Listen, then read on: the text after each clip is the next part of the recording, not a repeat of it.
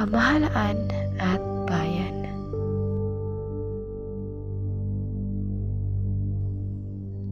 Sa bawat yugto ng ating kasaysayan, laging may hamon ang pamahalaan. Mula sa ekonomiya hanggang sa politika, mula sa edukasyon hanggang sa pang-araw-araw na buhay ng mga mamamayan. Sa kasalukuyan, tila isang malaking entablado ang ating bayan, kung saan bawat kilos ng namumuno ay sinusuri, pinupuri o kinukwestiyon.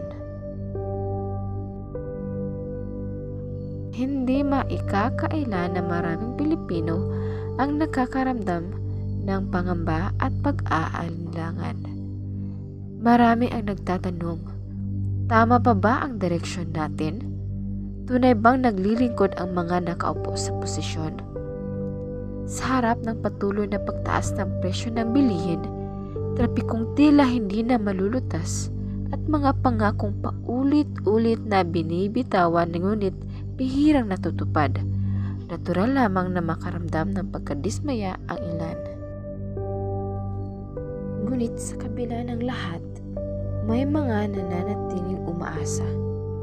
Sa kabila ng kontrobersya, may mga pinunong tahimik na nagtatrabaho. May mga guro at manggagawang patuloy na nagsisikap. May mga mamamayang hindi sumusuko sa pangarap ng isang maunlad na Pilipinas.